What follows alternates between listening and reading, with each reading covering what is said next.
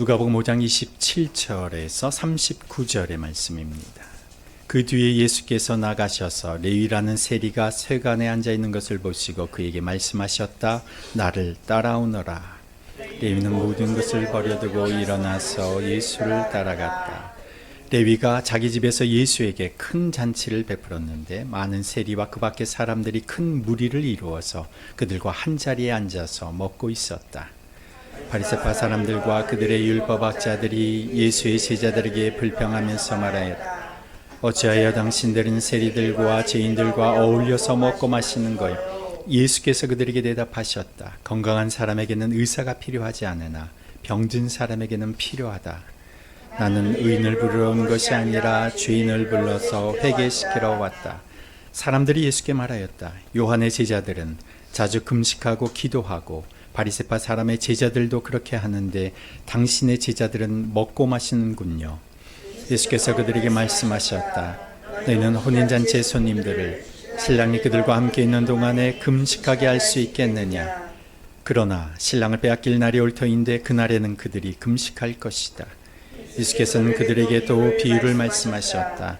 새 옷에서 한 조각을 떼어내서 낡은 옷에다가 대고 깁는 사람은 없다. 그렇게 하면 그 새 옷은 찢어져서 못 쓰게 되고 또 새 옷에서 떼어낸 조각은 낡은 옷에 어울리지도 않을 것이다. 새 포도주를 낡은 가죽 부대에다 넣는 사람은 없다. 그렇게 하면 새 포도주가 그 가죽 부대를 터뜨릴 것이며 그래서 포도주는 쏟아지고 가죽 부대는 못 쓰게 될 것이다. 새 포도주는 새 부대에 넣어야 함께 있습니다. 묵은 포도주를 마시고 나서 새 포도주를 원하는 사람은 없다. 묵은 포도주를 마신 사람은 묵은 것이 좋다고 한다. 아멘, 아멘. 운정에 새 아파트가 많이 건축됐습니다. 입주가 시작되고 그리고 입주 기간이 끝날 무렵쯤 되면 이제 많은 분들이 이사를 들어옵니다. 이때 아파트를 방문해 보면 버려진 가구며 물건들이 엄청나게 많이 쌓여 있는 경우를 종종 보게 됩니다. 입주를 해서 이사를 했는데 새 아파트에 쓰려고 이전 집에서 바리바리 다 싸서 가지고 왔는데 첫 번째 새 아파트에 어울리지 않거나 두 번째 공간이 작아서 이 내놓은 물건들이 많습니다. 가구들이 엄청나게 재활용 쓰레기장에 쌓여 있을 때가 많습니다. 제가 예전에 부엌을 리모델링을 한 적이 있습니다. 말이 리모델링이지 직접 다 고쳤습니다. 부엌을 깨끗하게 고치고 나니까 부엌에 딸린 거실이 너무 지저분해 보이는 겁니다. 거실 벽을 다 뜯어내고 다 메꾸고 페인트 칠을 다시 새로 했습니다. 페인트 칠을 깨끗하게 하고 나니까 바닥이 너무 더러워 보이는 겁니다.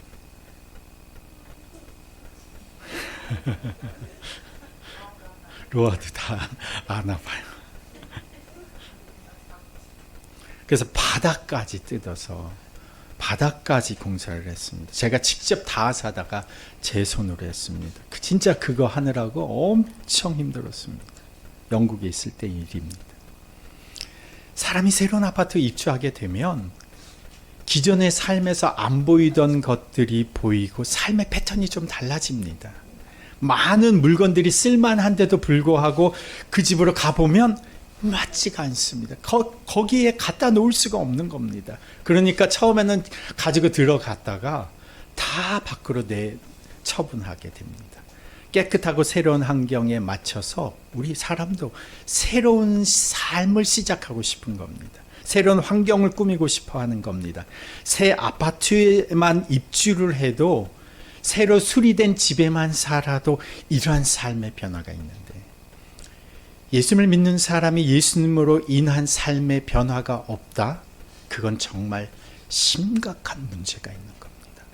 예수님이 우리 인생에 가져오는 변화가 분명히 있습니다. 예수님이 가져오시는 변화는 어떤 변화인가? 오늘 본문 27절, 28절 우리 다시 한번 같이 읽어봅니다. 27절, 28절 그 뒤에 예수께서 나가셔서 레위라는 세리가 세간에 앉아있는 것을 보시고 그에게 말씀하셨다. 나를 따라오너라. 레위는 모든 것을 버려두고 일어나서 예수를 따라갔다. 예수님이 레위에게 가져오신 변화는 어떻게 나타났습니까? 모든 것을 버려두고. 제가 아침 기도회 때 이 본문이 나올 때 제가 레위에 대한 설명을 잠깐 드렸는데, 레위의 직업이 세리입니다. 세금을 걷는 사람이죠. 지금의 세무 공무원은 뭐 정직하다 못해 정말 비리가 있을 수가 없습니다만은, 당시의 세리는 조금 달랐습니다. 당시 로마는 지중해 연안과 지금 이스라엘 사람들이 살고 있는 유대 지역 전체를 식민지로 삼고 있었는데, 이 로마 제국을 유지하는 데 필요한 막대한 재정 경비를 로마는 식민지에서 세금으로 걷어들였습니다. 토지세, 재산세를 걷어들였습니다. 토지에서 생산되는 건 토지세를 현물로 걷어들였는데 25%를 농산물의 25%를 현물로 가져갔어요.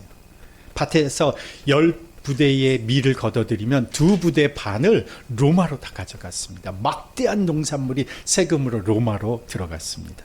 재산세는 재산이 많은 가진 정도에 따라서 매겨졌고, 인두세를 걷어들였는데 14세에서 65세까지의 모든 사람에게 한 사람당 세금을 매겼습니다. 그러니까 세금을 많이 거두려면 정확한 인구조사가 필요한 겁니다. 누가복음 2장의 황제 아우구스투스가 호적 등록을 모두 다 강제적으로 하게 된 이유, 만삭인 마리아도 가야 할 수밖에 없는 상황이었던 것은 바로 이 세금을 걷어들이기 위해서입니다.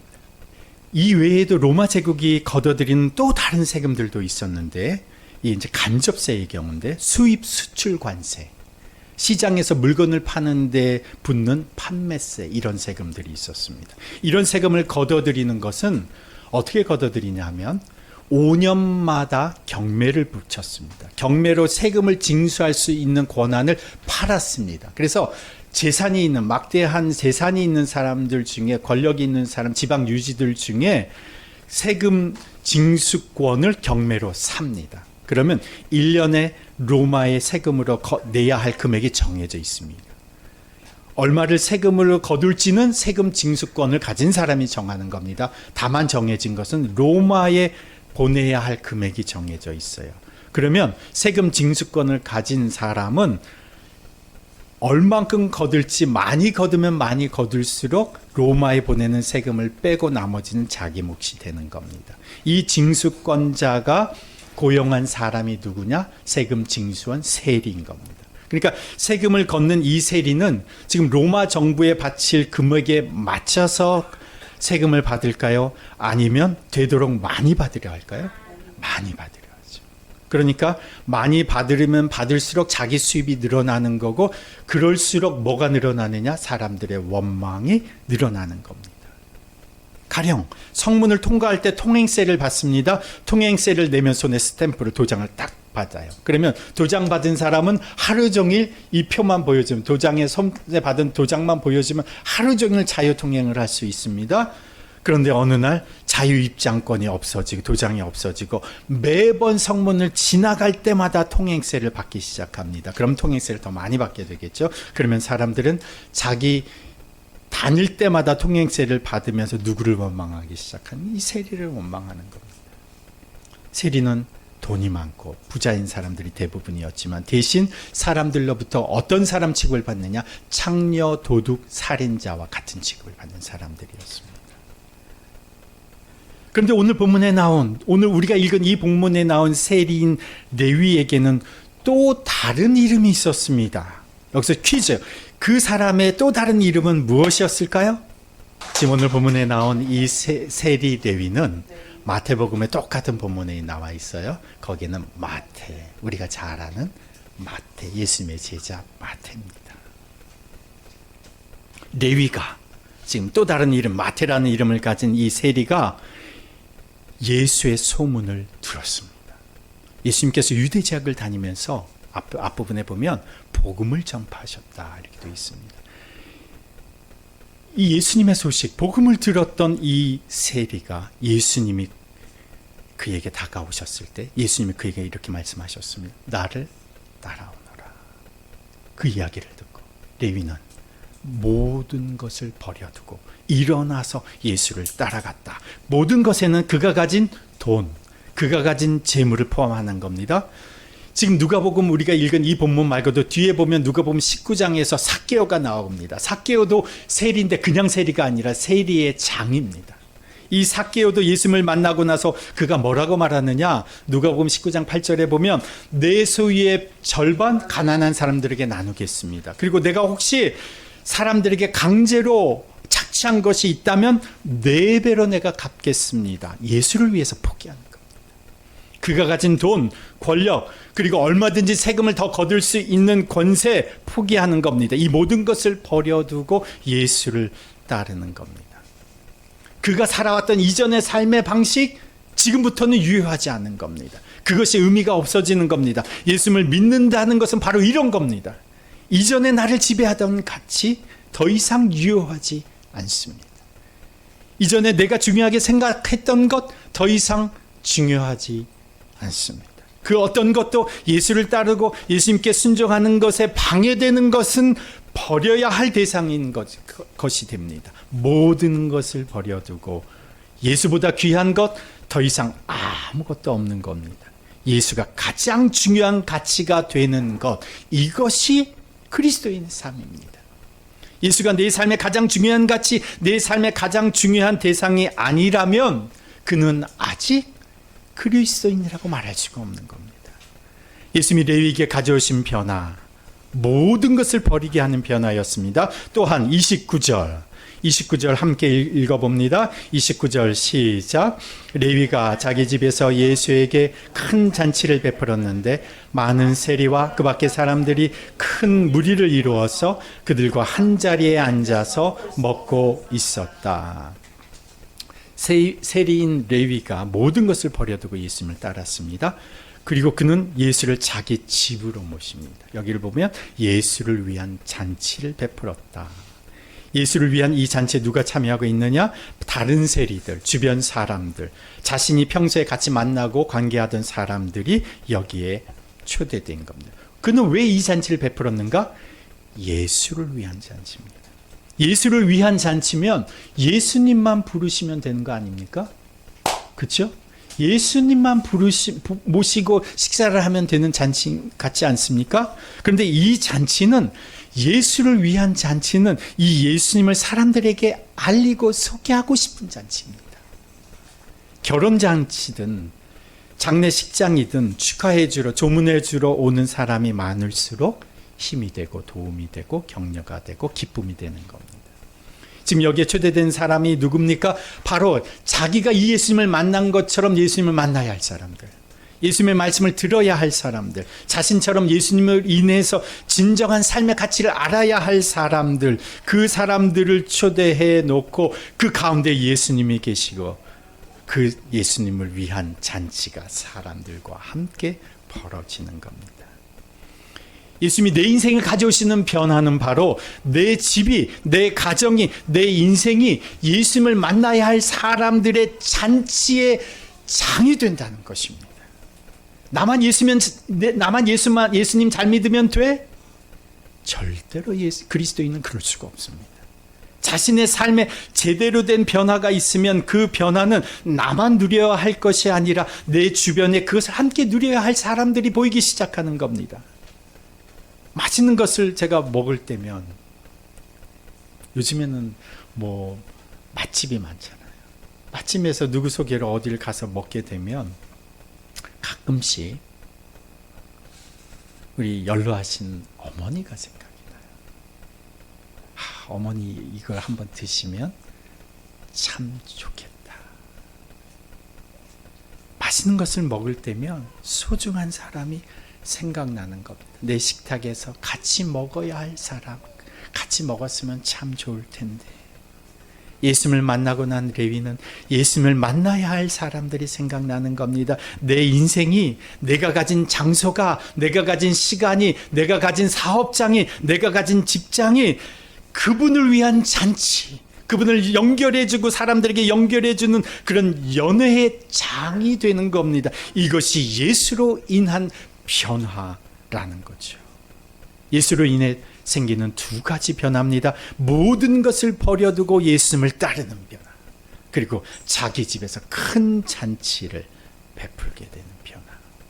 근데 오늘 본문에서 이를 불평하는 사람들이 등장합니다. 30절. 바리새파 사람들과 그들의 율법학자들이 예수의 제자들에게 불평하면서 말하였다. 어찌하여 당신들은 세리들과 죄인들과 어울려서 먹고 마시는 거요. 자, 불평한 사람들이 나오죠. 변화되지 않은 기존의 가치관으로 살아가는 사람들에게는, 예수 그리스도의 새로운 삶에 참여하지 못한 사람에게는 불편한 일이 생깁니다. 기존의 가치관과 기존의 세계에서 통용되는 기준에 어긋나는 것들이 불편해지기 시작하는 겁니다. 지금 사람들이 얘기하는 겁니다. 부정한 사람들, 지금 사람들이 누구나 이스라엘 사람들은 죄인이라고 생각하는 이 부정한 사람들과 어울리면 그 사람도 부정하게 되는데, 어찌 예수 당신은 이렇게 천하고 죄인이고 부정한 이런 사람들과 어울리게 되는 것이요. 이스라엘 사람들은 이런 사람들과 어울리지 못하게 되어 있지 않습니까? 라고 불평하는 것입니다. 그들은 또 어떤 불평을 합니까? 33절. 또 다른 불평을 합니다. 33절 읽습니다. 시작. 사람들이 예수께 말하였다. 요한의 제자들은 자주 금식하고 기도하고 바리새파 사람의 제자들도 그렇게 하는데 당신의 제자들은 먹고 마시는군요. 여기에 대해서 예수님이 이렇게 말씀하시죠. 34절, 35절 이들의 불평에 대해서 34, 어린이들 잘 읽으세요. 34절, 35절 시작. 예수께서 그들에게 말씀하셨다. 너희는 혼인잔치의 손님들을 신랑이 그들과 함께 있는 동안에 금식하게 할 수 있겠느냐. 그러나 신랑을 빼앗길 날이 올 터인데 그날에는 그들이 금식할 것이다. 이 부분을 그냥 한번 읽으면 이게 무슨 말인지 어린이들도 그냥 지나칠 수 있는데, 지금은 잔치자리라는 거예요. 신랑은 누구냐? 예수님이시라는 거예요. 신랑이 왔는데 결혼식 때 초대받아서 간 하객이 금식하고 있을 수 없다는 겁니다. 지금은 그런 자리라는 거예요. 그런데 예수님이 신랑을 빼앗길 날이요. 아까 우리 예인이 얘기한 십자가에 죽으실 때고, 그 이후에는 금식할 때가 올 것이다. 그래서 사도행전에 보면 그들이 금식하고 기도하는 모습이 나오죠. 두 가지 불평을 했습니다. 이것은 하나님의 아들이신 예수님이 가져오신 이 새로운 시대에 속해서 살아가지 못하고 있음을 보여주는 사건이에요. 세리는 예수님이 가져오신 새로운 시대의 복음을 듣고 모든 것을 버려두고 참여하고 있는데, 불평하는 사람들은 아무것도 포기하지 못하고 새로운 시대를 가져오신 그 하나님의 아들 예수님에게 무엇을 요구하고 있느냐? 이 시대에 맞추라는 거예요. 지금 옛 시대에 맞추라는 겁니다. 제가 영화 이야기를 하나 잠깐 들려드릴게요. 넷플릭스에 보면 지저스 레볼루션이라는 영화가 있습니다. 여러분 아마 안 보셨을 영화예요. 제가 작년에 아마 보았던 영화 같아요. 이 넷플릭스에 이런 영화도 있어? 그리고 제가 보았는데, 1970년대 미국이 배경입니다. 미국은 당시 베트남 전쟁에 참전하고 있었는데, 그 전쟁의 혼란스러운 시대에 그 젊은이들이 전쟁통에 사람들이 수없이 죽어가는 것을 보면서 삶의 의미를 찾아 막 갈등하고 방황하고 있을 때였습니다. 이때 유행했던 게 히피족입니다. 이 히피족이 젊은이들이 막 거리로 양산되고 있었던 시기였는데, 이 젊은 히피들이 방황하는 중에 거리에서 전도하는 거리 전도자를 만나게 되고 예수님을 믿게 되는 몇 명의 사람들이 생겨나기 시작했어요. 새로 믿게 된 이 히피 청년들이 가까운 교회를 찾아갔습니다. 근데 교회에서 그들을 받아주질 않아요. 머리를 이렇게 세우고 기타 들고 춤추고 길거리에서 자고, 이런 청년들을 교회가 쉽게 받아줄 수가 없는 거죠. 그러다가 그들이 방문한 교회가 척 스미스 목사님이 목회하시던 갈보리 채플이었습니다. 여러분 갈보리 채플 들어보셨을 거예요. 이 척 스미스 목사님은 이 젊은이들이 예수님을 새로 믿게 되면서 그들의 순수함과 열정을 발견하고 그들을 받아주기 시작합니다. 그런데 갈보리 채플의 기존의 성도들은 교회 방문한 이 젊은 히피족 청년들이 그들의 모습, 그리고 그들이 와서 기타를 치면서 찬양하는 모습, 기존의 예배 방식은 완전히 무너뜨리는 그들의 자유로운 모습에 거부감을 느끼기도 해서 많은 성도들이 교회를 떠나갔습니다. 많은 성도들, 일부의 성도들은 떠나갔습니다. 하지만 척 스미스 목사님은 이런 반발에도 불구하고 젊은이들을 포용하는 것을 멈추지 않았어요. 그들을 사랑과 이해로 받아주면서 기존 성도들을 설득하고 젊은이들과 기존 성도들이 함께 어울릴 수 있도록 막 노력을 했습니다. 결국 이 갈보리 채플이 그 당시에 방황하던 젊은 히피족들의 홈이 되었습니다.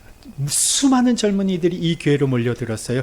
그래서 그들은 그곳에서 자신들의 방식으로 찬양하고 히피 스타일의 찬양곡으로 하나님을 찬양하고 그러면서 그들 가운데 영적인 부흥이 일어났습니다. 이를 통해서 수많은 교회들이 생겨나기 시작했습니다. 미국 전역에 영적 쇄신이 일어나기 시작했습니다. 예수님을 사랑하는 이 젊은이들이 길거리에 다니면서 막 노방전도를 하기 시작했고 미국 전역에서 예수운동, 지저스 무브먼트가 확산됐습니다.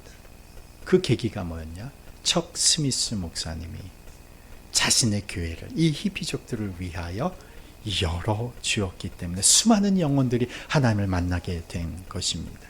이 영화 지저스 레볼루션이라고 하는 이 제목이 그 히피족 중에 한 사람이었던 그렉 로리라고 하는 청년이 있었는데 이 청년이 미국의 하베스트 펠로우십 처치라고 하는 지금도 미국에서 가장 영향력 있는 교회 중에 하나인 그 교회를 개척해서 읽어낸 청년, 이 사람이 자기가 지은 책 제목, 그 실화를 기록한 것이 Jesus Revolution이라고 하는 이 책의 기본에서 만들어진 영화입니다. 제가 이 영화를 보면서 가슴이 막 뜨거워졌어요.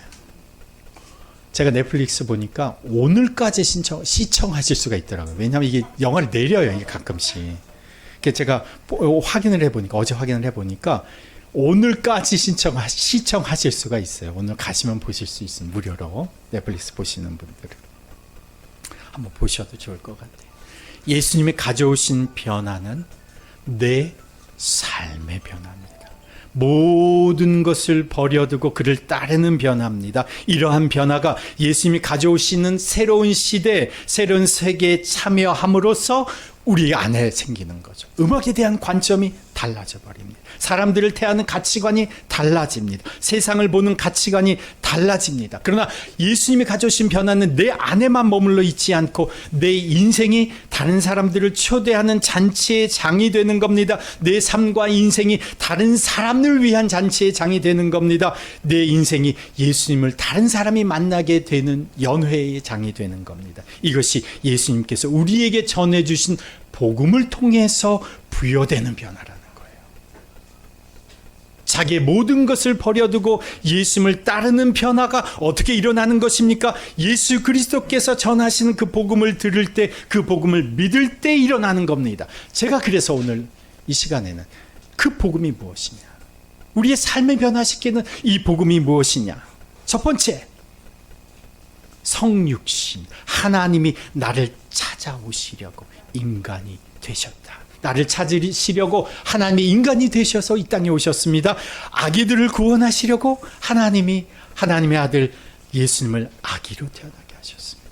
우리 어린이들을 구해 주시려고 예수님께서 어린아이의 그 삶을 다 겪으셨고 자라셨습니다. 청소년들의 삶을 이해하시고 이들을 구원하시기 위해 청소년기를 거치셨습니다. 그리고 청년기를 거쳐 어른이 되셨죠. 예수님은 나를 아십니다. 나를 이해하십니다. 그리고 나를 나보다 더 잘 아십니다. 하나님이 인간이 되신 사건, 이것이 복음입니다. 복음의 두 번째, 나를 변화시키시는 복음은 무엇이냐? 그분이 십자가에서 죽으셨다는 거예요. 그분은 아무 잘못 없으신데 그분이 왜 십자가에서 죽으셨습니까? 나를 위해서 죽으셨다는 거죠. 왜 나를 위해서 죽으셨습니까? 하나님의 법에 죄 지은 자는 죄의 형벌, 죽음을 치러야 하는 겁니다. 죄의 삭슨 사망이라고 하는 그 죄의 형벌을 예수님이 대신 치러주시기 위해 십자가에서 죽으셨습니다. 빚진 자는 빚을 갚을 때까지 그 빚의 부담에서 살아가야 하는 것처럼 죄 지은 자는 죄의 저주 아래에서, 사탄의 저주 아래에서 살아가야 했는데 죄로 인한 저주를 대신 받고 죽으심으로 우리를 죄의 저주와 굴레에서 해방시켜 주시려고 예수님이 십자가에 죽으신 겁니다. 우리 인생이 죄를 지음으로 인해서 오염되고 더러워졌는데 예수님이 십자가에서 흘리신 그 피로 우리를 씻어주신 것입니다. 죄로 인해서 우리가 하나님 아버지와 원수가 되어서 살아왔는데 우리를 예수님께서 십자가에서 죽으심으로써 하나님과 우리를 화해시켜 주셨습니다. 이것이 바로 십자가의 복음입니다. 나를 변화시키시는 복음 무엇입니까? 성육신, 십자가, 그리고 세 번째는 부활입니다. 예수님이 죽음에서 살아나신 사건은 우리를 위한 사건입니다. 죽어야 하는 내 인생을 위해서 예수님은 십자가에서 죽으시고 그리고 3일 만에 부활하심으로써 부활의 첫 열매가 되셨습니다. 예수님의 부활은 바로 우리의 부활을 의미합니다. 예수 안에서 우리는 죽음을 넘어선 인생, 영원한 생명을 가진 자가 되는 것입니다. 이를 위해서 예수님이 3일 만에 부활하신 것입니다. 나를 변화시키시고 우리의 인생을 변화시키시는 복음의 네 번째, 그것은 그분이 하늘로 승천하셨다는 겁니다. 하늘로 승천하신 것은 그분이 하늘의 보좌 원래 자리로 복귀하신 것이죠. 그러나 그분은 떠나지 아니하시고 예수님이 이 땅 가운데 안 계시는 동안 우리에게 그리스도의 영 성령을 보내주셨습니다. 예수님이 세상 끝날까지 너희와 항상 함께 있을 것이다 하신 약속은 바로 그리스도의 영 성령을 통해서 우리에게 성취되는 겁니다. 그리스도의 영으로 예수님께서는 지금도 우리와 함께 하시는 겁니다. 그리고 나를 변화시키시는 복음 네 번째, 다시 오신 예수 그리스도 재림입니다. 다섯 번째죠, 재림. 그분이 다시 오시는 겁니다. 심판하시는 왕으로, 그리고 신실하게 주님을 믿는 자에게는 상 주시는 왕으로 그분이 다시 오시는 겁니다. 벌받아야 할 자는 공의로 심판하시고 수고하고 애쓰고 진실하게 순종한 자에게는 상을 내리시는 그때가 오는 겁니다. 이것이 예수 그리스도의 복음입니다. 성육신 복음, 십자가의 복음, 부활의 복음, 승천의 복음, 그리고 재림의 복음. 이 예수 그리스도의 복음, 예수가 나를 위해서 십자가에 대신 죽으셨는데, 그분이 나에게 새로운 생명, 영원한 생명을 주셨는데, 그분이 그리스도의 영으로 오늘도 나와 함께 하시는데, 그분이 만왕의 왕으로 심판하러 오시는데, 이 복음을 믿는 자가 어떻게 기존에 살던 방식, 기존에 살던 삶 그대로 살아갈 수 있느냐? 없다는 겁니다. 이 복음을 믿으면 주님 안에서 변화된 삶 살아갈 수밖에 없는 겁니다. 나에게 삶의 변화가 없다면, 이 예수 그리스도의 복음을 믿지 않고 있든지, 복음을 믿는데 이런 생명의 변화가 없다면 내 믿음에 심각한 문제가 있는 겁니다. 복음이 그 사람에게 제대로 들어갔으면 그 사람은 변화되지 않을 수가 없는 겁니다. 복음을 제대로 믿으면 그 사람은 달라지지 않을 수가 없는 겁니다. 예수님께서 이렇게 말씀하시죠. 36절에서 38절의 말씀입니다. 36절에서 38절 함께 읽습니다. 예수께서는 그들에게 또 비유를 말씀하셨다. 새 옷에서 한 조각을 떼어내서 낡은 옷에다가 대고 깁는 사람은 없다. 그렇게 하면 그 새 옷은 찢어져서 못 쓰게 되고, 또 새 옷에서 떼어낸 조각은 낡은 옷에 어울리지도 않을 것이다. 새 포도주를 낡은 가죽 부대에다가 넣는 사람은 없다. 그렇게 하면 새 포도주가 터뜨릴 것이며, 그래서 포도주는 쏟아지고 가죽 부대는 못 쓰게 될 것이다. 새 포도주는 새 부대에 넣어야 한다. 새 포도주는 새 부대에 넣어야 하고, 오래된 포도주는 오래된 부대에 그대로 있는 게 맞다. 이 본문을 읽으면 꼭 이렇게 말하는 분이 계실 겁니다. 목사님, 저는 오래된 와인을 좋아합니다. 오래될수록 맛도 향도 좋고 비쌉니다. 그렇게 생각하는 사람이 여기에만 있는 게 아니에요. 예수님 당시에도 있어요. 39절에 묵은 포도주를 마시고 나서 새 포도주를 원하는 사람은 없다. 묵은 포도주를 마신 사람은 묵은 것이 좋다고 한다. 자, 묵은 포도주가 나쁜 것이 아닙니다. 다만 주님이 가져오신 새 포도주가 있다는 겁니다. 성경을 우리는 구약과 신약이라고 부릅니다. 구약은 옛 언약, 신약은 새로운 언약. 예수님께서는 성만찬을 행하시면서 내 피로 맺은 새 언약이라고 말씀하셨습니다. 구약의 율법의 말씀이 나쁜 것이 아닙니다. 다만 주님이 가져오신 새 언약이 구약의 옛 언약을 완성했다는 겁니다. 새 언약, 복음을 가져오셨습니다.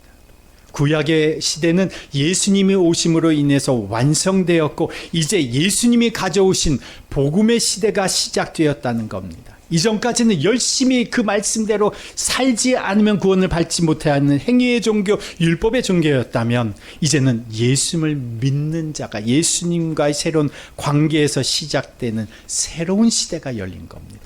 그래서 고린도후서 5장 17절에 누구든지 그리스도 안에 있으면 새로운 피조물이다. 이전 것은 지나갔다. 보라, 새 것이 되었다. 복음을 알고 복음을 믿으면 예수 안에서 새로운 시대가 시작되는 겁니다. 복음이 새 포도주고 새 부대는 그 복음을 믿는 우리 인생입니다. 복음은 예수 그리스도고 그 부대는 이 예수 그리스도를 믿는 우리들인 겁니다. 이렇게 믿고 살아가는 사람에게 내가 만물을 새롭게 하노라. 하나님의 새 창조의 역사가 우리 안에서부터 시작되는 겁니다. 이것이 세리였던 레위가 경험한 변화였습니다. 그리고 나서 그는 잔치를 베풀죠. 복음을 믿고 새 부대로 살아가는 사람은 영혼을 품게 되어 있습니다.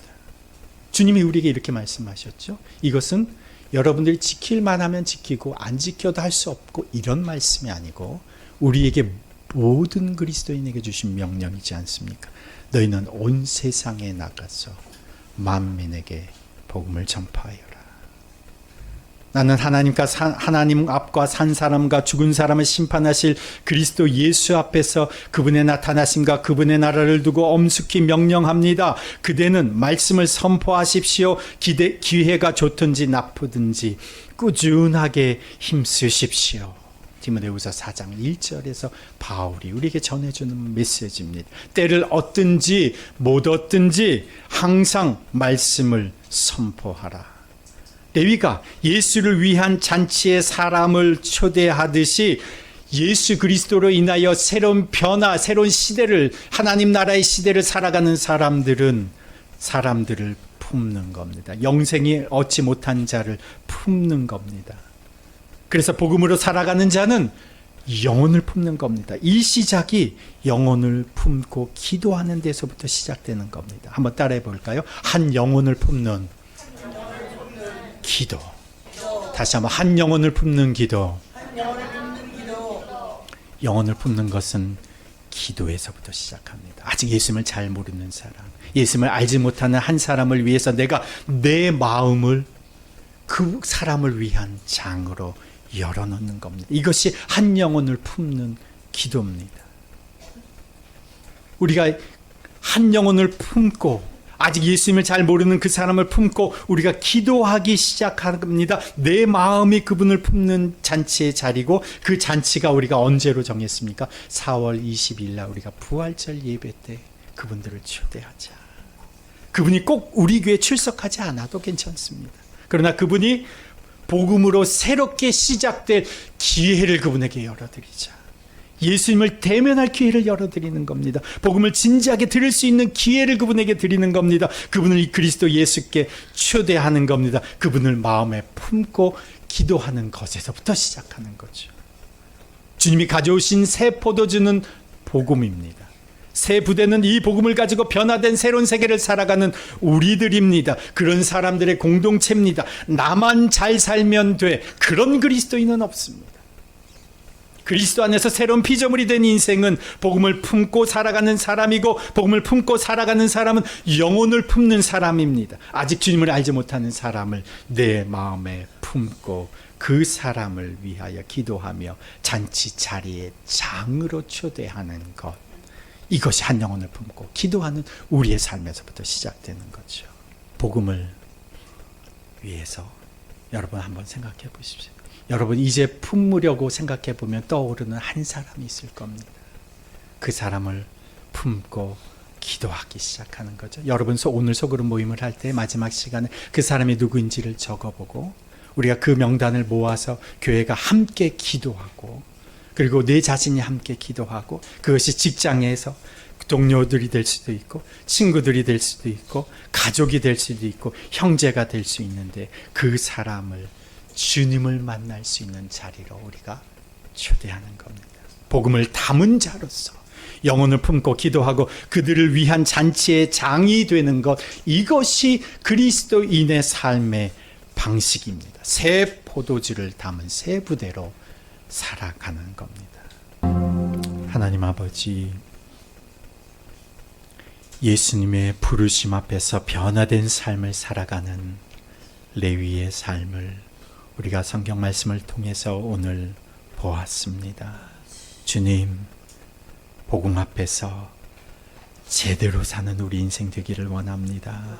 복음을 알고 복음을 믿으면 변할 수밖에 없는 인생, 성육신의 복음, 십자가의 복음, 부활의 복음, 승천의 복음, 이 재림의 복음, 예수 그리스도의 복음이 가져오준 본질적인 변화, 죄인에서 의인으로, 죽음에서 생명으로, 세상 나라에서 하나님 나라로, 절망에서 소망으로, 슬픔에서 기쁨으로 바뀌는 이 본질적인 변화를 경험하는 인생 되게 하여 주옵소서.